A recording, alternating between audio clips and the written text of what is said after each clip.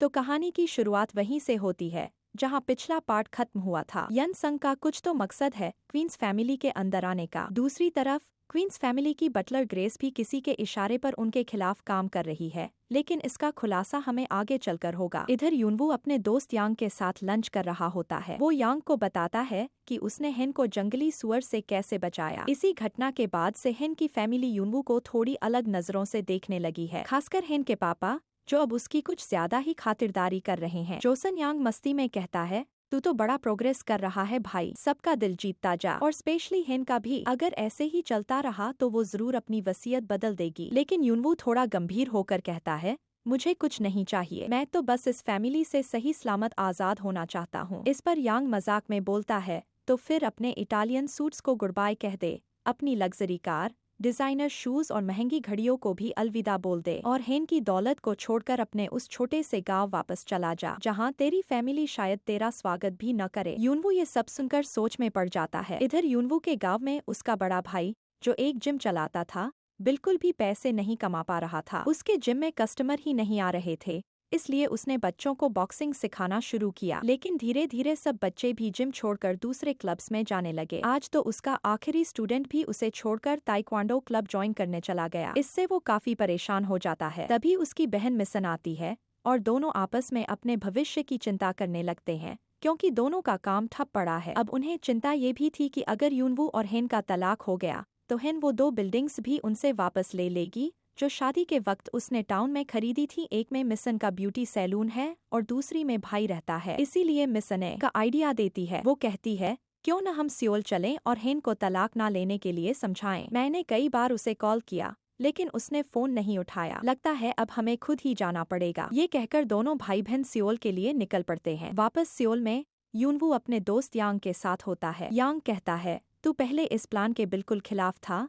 पर अब लग रहा है तुझे कुछ कुछ समझ आने लगा है। बस एक बात याद रखना, हेन के सामने तेरा केयर वाला नाटक पकड़ा गया ना, तो उसका और उसके डैड का रिएक्शन तुझे अच्छे से पता है। अब यूनवू अपने दोस्त यांग से कहता है, जब तक हम दोनों चुप हैं किसी को कुछ पता नहीं चलेगा। लेकिन सवाल ये उठता है, क्या यूनवू वाकई हेन के साथ कोई नाटक कर रहा है या सिर्फ अपने दोस्त के सामने बहादुरी दिखा रहा है? ये तो आगे चलकर ही पता चलेगा। उधर यूनवू के भाई और बहन यानी बड़े भैया और मिसन सियोल सिटी पहुंच चुके हैं। भैया कहते हैं, क्या हमें यूनवू को बता देना चाहिए कि हम हेन से मिलने आए हैं? लेकिन मिसन साफ मना कर देती है, अगर उसे पता चला तो वो हमें हेन से मिलने ही नहीं देगा। तो दोनों भाई बहन अच्छे से तैयार होकर सीधे हेन के ऑफिस पहुंच जाते हैं। पर दिक्कत ये थी कि उनके पास अपॉइंटमेंट नहीं था, इसलिए रिसेप्शन पर उन्हें अंदर जाने से रोक दिया जाता है। तभी मिसन थोड़ा स्मार्टली बोलती है, आप शायद हमें नहीं पहचान पाई। देखिए, ये नव और हेन की शादी की फोटो, इसमें हम दोनों भी साथ खड़े हैं। हम उनके फैमिली मेंबर्स हैं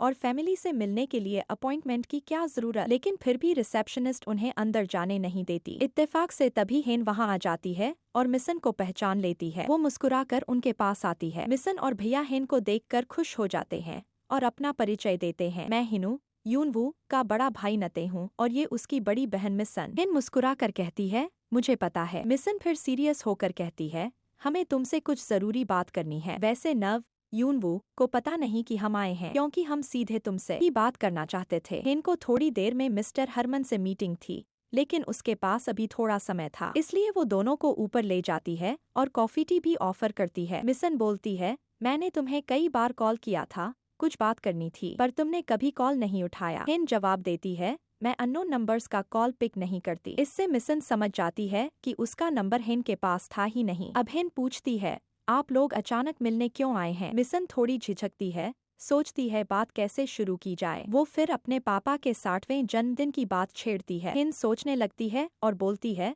आप लोग शायद मुझसे नाराज हो कि मैं उस दिन पार्टी में नहीं आई। लेकिन दोनों झट से मना कर देते हैं, नहीं नहीं, हम बिल्कुल भी नाराज नहीं हैं। हमें पता है नव थोड़ा अलग है, उसे हैंडल करना आसान नहीं है। फिर वो प्यार से कहते हैं, लेकिन तुम दोनों ने प्यार किया है और प्यार से ही शादी की है ना? हेन थोड़ी कंफ्यूज लगती है, उसे समझ नहीं आ रहा कि ये सब बात किस ओर जा रही है। मिसन बात को और हल्का करती है, देखो, हर रिश्ते में थोड़ी बहुत नोकझोंक तो होती है। जैसे मैं अपने हस्बैंड से हर बार एसी की सेटिंग को लेकर झगड़ती हूँ, लेकिन फिर सब ठीक भी हो जाता है। हेन अब भी थोड़ी हैरान है। जैसे ही मिसन असली मुद्दा यानी डिवोर्स की बात कहने ही वाली होती है, तभी हेन की सेक्रेटरी आ जाती है और कहती है। हेन की सेक्रेटरी आकर उसे याद दिलाती है मैम, मिस्टर हरमन से मिलने का वक्त हो गया है। अगर अब नहीं निकले तो आप लेट हो जाएंगी। हिन जल्दी से माफी मांगती है। सॉरी, मुझे एक जरूरी मीटिंग के लिए निकलना होगा। मिसन मुस्कुरा कर कहती है, कोई बात नहीं, तुम जाओ। जो भी बात करनी थी मैं तुम्हें मैसेज कर दूंगी, बस मेरा नंबर सेव कर लेना। फिर वो दोनों हिन के साथ नीचे तक आती हैं। हिन कहती है, मैं जल्द ही आप दोनों से फिर मिलूंगी। ये सुनकर मिसन और उसके भाई के चेहरे पर मुस्कान आ जाती है। नते कहता है, तुम चिंता मत करो, जो बिल्डिंग तुमने हमें गिफ्ट की थी हम उसकी अच्छे से सफाई और मरम्मत करवा रहे हैं। हिन थोड़ी कंफ्यूज दिखती है, उसे तो याद ही नहीं था कि उसने कोई बिल्डिंग गिफ्ट की है। सेक्रेटरी धीरे से उसे याद दिलाती है और तब जाकर हिन को ध्यान आता है। इसके बाद सब अपने अपने रास्ते निकल जाते हैं। हिन मिस्टर हरमन से मीटिंग के लिए पहुंचती है। रास्ते में उसकी सेक्रेटरी पूछती है, मैम, आपके इन लॉज मिलने क्यों आए थे? हिन सोचते हुए कहती है, पता नहीं, वो नव के डैड के 60वें बर्थडे की बात कर रहे थे और फिर कुछ बहस जैसी बात करने लगे। मुझे खुद भी समझ नहीं आया वो क्या कहना चाह रहे थे। कुछ देर में हिन उस वीआईपी रेस्टोरेंट में पहुंचती है, पर वहाँ सिर्फ यन संग बैठा होता है। वो पूछती है, मिस्टर हरमन कहाँ हैं? यन संग बताता है, उनकी बेटी को थोड़ी चोट लग गई थी, इसलिए उन्हें जाना पड़ा। हिन गुस्से में कहती है, वो ऐसे मीटिंग कैसे छोड़ सकते हैं? यन संग मुस्कुरा कर कहता है, क्योंकि वो फैमिली मैन है। हिन थोड़ा चिढ़कर कहती है, हाँ, और शायद इसीलिए उनकी 4 शादियां हो चुकी हैं। वो कहती है, मैं सब कुछ प्लान करके लाई थी, स्टोर का डिजाइन, हर डिटेल रेडी थी। यन संग समझाने की कोशिश करता है, देखो, एक तरह से ये अच्छा ही हुआ, क्योंकि मुझे पता है मिस्टर हरमन को कैसा स्टोर चाहिए और इससे तुम्हें पहले से उनकी पसंद का आइडिया मिल जाएगा। हिन कहती है, तो फिर बताओ उन्हें क्या चाहिए। इधर यूनवू को ऑफिस में अपने दोस्त से पता चलता है कि हिन मिस्टर हरमन से मिलने गई है और उसके साथ यन संग भी है। बस फिर क्या, यूनवू का मूड एकदम खराब हो जाता है। वहीं यन संग हिन को स्टोर का नया ब्लूप्रिंट दिखाता है और बताता है, मिस्टर हरमन को 2 फ्लोर चाहिए और डिजाइन भी बिल्कुल उनके स्टाइल का हो। लेकिन हिन जो प्लान लाई थी वो तो किसी और क्लाइंट के लिए था। यन संग कहता है, जो भी कंपनी मिस्टर हरमन की डिमांड के हिसाब से सबसे पहले डिजाइन तैयार कर देगी वही उनके साथ पार्टनरशिप पाएगी। हिन थोड़ी परेशान हो जाती है। यन संग फिर से समझाता है, उनकी पसंद का डिजाइन अभी सिर्फ मुझे पता है और यही तुम्हारे लिए फायदे की बात है। उधर यूनवू ऑफिस में परेशान बैठा है, उसका ध्यान कहीं और ही है। तभी एक कलीग आकर कहता है, सुना है आज शाम तुम्हारे बड़े भाई और दीदी भी आए थे तुमसे मिलने। यूनवू हैरान रह जाता है। इधर मिसन हिन को एक मैसेज टाइप कर रही होती है। वो लिखती है, चाहे तुम दोनों के बीच जो भी हुआ हो, हमें लगता है गलती शायद हिनू की ही होगी, लेकिन ऐसे जल्दबाजी में तलाक लेना ठीक नहीं लगता, इसलिए प्लीज एक बार और सोचो, क्या तुम डिवोर्स पर फिर से विचार कर सकती हो? हिनू पागल है पर तुम्हें सच्चा चाहता है। मिसन अपना मैसेज भेज देती है जिसमें वो हिन से कहती है, यूनवू जैसा है वैसा ही है, कुछ भी बोलता है पर उसकी बातों को दिल पे मत लेना, पर प्लीज डिवोर्स जैसे बड़े फैसले को लेकर थोड़ा और सोचो। मैसेज भेजते ही यूनवू का कॉल आ जाता है। हिनू, यूनवू घबराहट में पूछता है, आप लोग सियोल क्यों आए थे? मिसन बताती है, हिन को डिवोर्स लेने से रोकने के लिए, पर वो बिजी थी इसलिए बात नहीं कर पाई। मैंने अभी उसे मैसेज कर दिया है। यूनवू हैरान हो जाता है, मैंने तो अभी तक डिवोर्स की बात हिन से की ही नहीं। ये सुनकर मिसन और उसके भाई दोनों दंग रह जाते हैं, लेकिन अब बहुत देर हो चुकी थी, मैसेज भेजा जा चुका था। यूनवू फौरन हिन को कॉल करने की कोशिश करता है, लेकिन उस वक्त हिन वॉशरूम में थी और यन संग उसके पर्स से उसका फोन निकालकर कॉल काट देता है और फोन बंद भी कर देता है। अब यूनवू परेशान हो जाता है और हिन को ढूंढने निकल पड़ता है। इधर यन संग हिन से पूछता है, तुम्हारा हस्बैंड कैसा इंसान है? हिन हल्की मुस्कान के साथ कहती है, बहुत अच्छा है, तुमने देखा भी था, वो मुझे बचाने के लिए जंगली सुअर के सामने आ गया था। यन संग थोड़ा तंज में कहता है, पर मैंने देखा था, वो आने से पहले ही चकिचा रहा था, उसे झिझक हुई थी। उधर यूनवू सीधा घर पहुंचता है, सोचता है शायद हिन लौट आई हो, लेकिन घर खाली था और उसका फोन भी बंद मिल रहा था, जिससे यूनवू की चिंता और बढ़ जाती है। उसे डर था कहीं हिन ने वो मैसेज पर तो नहीं लिया। वापस हिन कहती है, यही तो फर्क है तुम दोनों में, जब मुझ पर वो सुअर अटैक करने वाला था तुम रुक गए थे और यूनवू दौड़ पड़ा था। यन संग फिर सवाल करता है, क्या तुम्हें सच में लगता है कि वो तुमसे प्यार करता है? हिन थोड़ी भावुक होकर जवाब देती है, शायद तुम्हारे लिए प्यार का मतलब कुछ और हो, पर मेरे लिए प्यार का मतलब है हर सुख दुख में साथ रहना, चाहे हालात कैसे भी हों, एक दूसरे का साथ ना छोड़ना, यहाँ तक कि अगर किसी पर कर्ज हो तो भी साथ रहो। यही बात तो यूनवू ने मुझसे 4 साल पहले कही थी, लेकिन फिर वो थोड़ी चुप हो जाती है और कहती है, अब नव, यूनवू मेरे लिए ये सब कर रहा है। यन संग कहता है, अगर लोग किसी बात को लेकर सीरियस नहीं होते तो वो ऐसे ही रुक रुक कर बोलते हैं और तुम्हें देखकर लग रहा है कि तुम खुद भी पूरी तरह कॉन्फिडेंट नहीं हो। हेन वाकई उलझी हुई सी लगती है और चुपचाप ड्रिंक करने लगती है। उधर यूनवू अभी भी घर पर बैठा उसका इंतजार कर रहा था।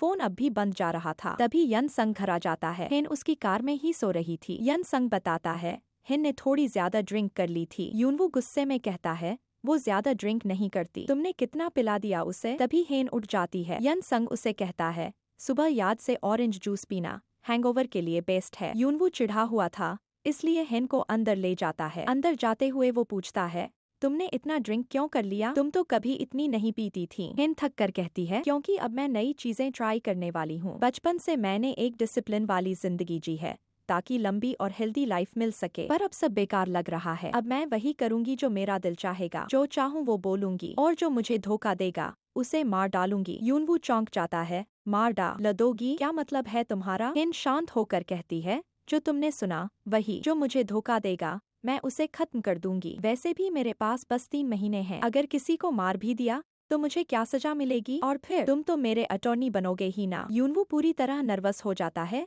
और डरते हुए कहता है तुम इतनी आसानी से ऐसी बातें कैसे बोल सकती हो? हेन उसकी आंखों में देखती है और धीरे से कहती है पर तुम डरो मत, क्योंकि मुझे पता है तुम मुझे कभी धोखा नहीं दोगे। यूनवू और ज्यादा नर्वस हो जाता है। वो पूछता है तुम्हारा फोन कहाँ है? मैंने कितनी बार कॉल किया, हेन को भी याद नहीं आता। वो पर्स चेक करती है, फोन नहीं मिलता। वो कहती है शायद कार में ही छूट गया। यूनवू जल्दी से कार की तरफ भागता है लेकिन तब तक ड्राइवर यन संग को छोड़ने जा चुका होता है। तभी हेन अपने पॉकेट में हाथ डालती है और कहती है फोन तो यहीं है, मिल गया। फोन स्विच ऑफ था तो वो उसे ऑन करती है। जैसे ही फोन हेन के हाथ में आता है यूनवू दौड़ता हुआ उसके पास चला आता है। फोन ऑन हो चुका था और हेन के फोन पर एक के बाद एक मैसेजेस आ रहे थे। वो जैसे ही मैसेज खोलने लगती है तभी यूनवू वहां पहुंच जाता है। वो बिना कुछ सोचे हेन के दोनों हाथों को पकड़ लेता है जिससे हेन का फोन नीचे गिर जाता है। पर इस अचानक पल में दोनों एक दूसरे के बहुत करीब आ जाते हैं। हेन हैरानी से पूछती है ये क्या कर रहे हो तुम? यूनवू थोड़ा नर्वस होकर कहता है पता नहीं, और धीरे से उसके हाथ छोड़ देता है। पर हेन तो अब कोई मौका छोड़ने के मूड में नहीं थी। वो फिर से यूनवू के हाथ पकड़कर उसे अपने पास खींच लेती है और मुस्कुराकर कहती है मैंने कहा था ना, अब मैं नई चीजें ट्राई करने वाली हूँ, और उसे किस कर लेती है। यूनवू तो एकदम हैरान और चुप रह जाता है और यहीं पर पार्ट 10 खत्म होता है।